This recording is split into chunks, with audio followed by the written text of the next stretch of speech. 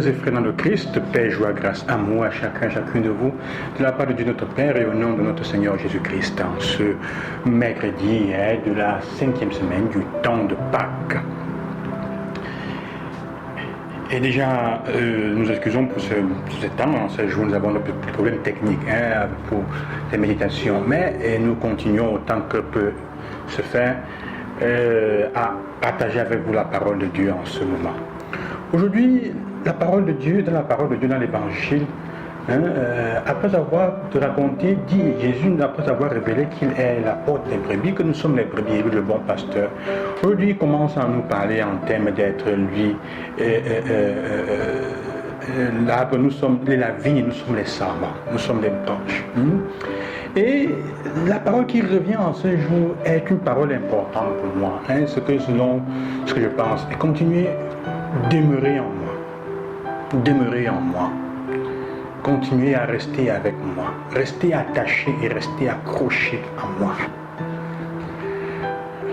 Le temps passe, la vie continue à être difficile, les choses continuent à être compliquées pour nous, personnellement, pour les familles. Il n'est pas évident, il n'est pas facile de rester attaché au Christ dans une foi concrète, complète et vraie.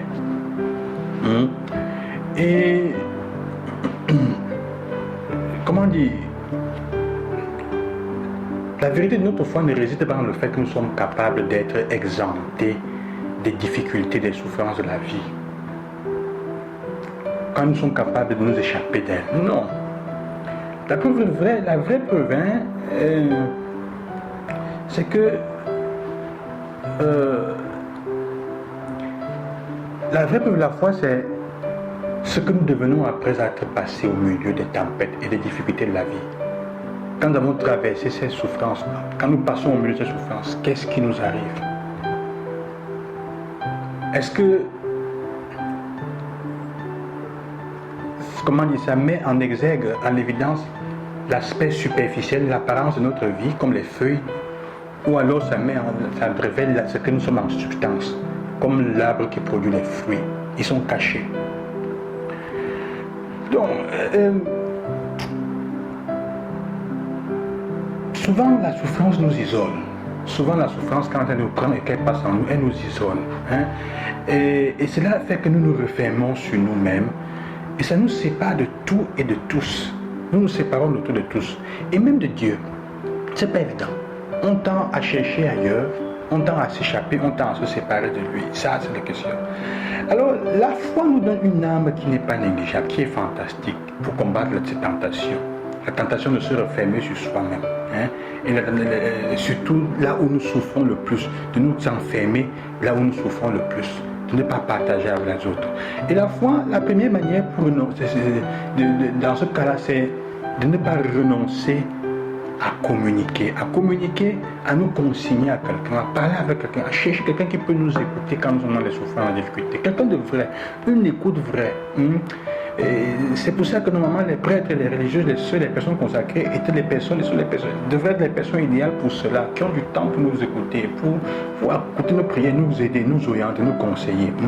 Et c'est ça aussi pour les personnes aussi qui sont en train de prier, qui sont les prêtres aussi, les religieuses, aussi pour elles de trouver quelqu'un capable de les écouter dans les moments difficiles, parce que nous sommes tous humains qui avons besoin de ça.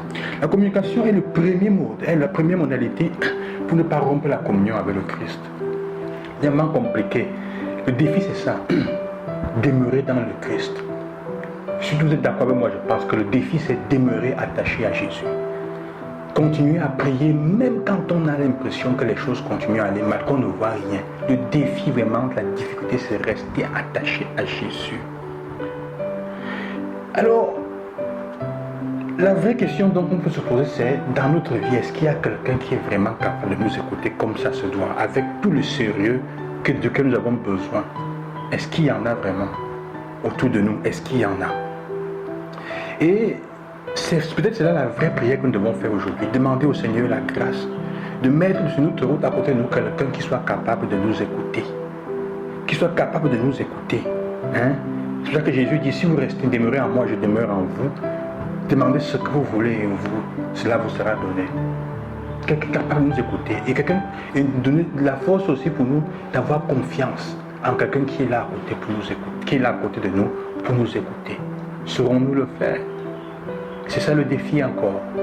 Demeurer dans le Christ. Demeurer en moi. Demeurer en moi. La première lecture nous fait voir cela avec la situation de Paul. La situation de Paul qui est intéressante qui est intéressant à Antiochie. On l'a frappé et on l'a laissé pour mort aux portes de la porte du temple de la ville, et il se lève après pour entrer dans la ville quand les autres arrivent. Mais dans tous les cas, la question est celle-là aujourd'hui, chers frères. Je pense qu'elle est importante, regardons-le. Quelle est ma force? Combien est-ce que je suis capable de rester attaché et accroché à Jésus, à Dieu, dans la prière? Demeurer en lui. C'est la chose la plus importante dans ce moment. Quelle que soit la situation dans laquelle tu te trouves, c'est demeurer en Dieu. Que le Seigneur vous bénisse de ressusciter. Je vous bénis au nom du Seigneur. À demain. Loué soit Jésus-Christ.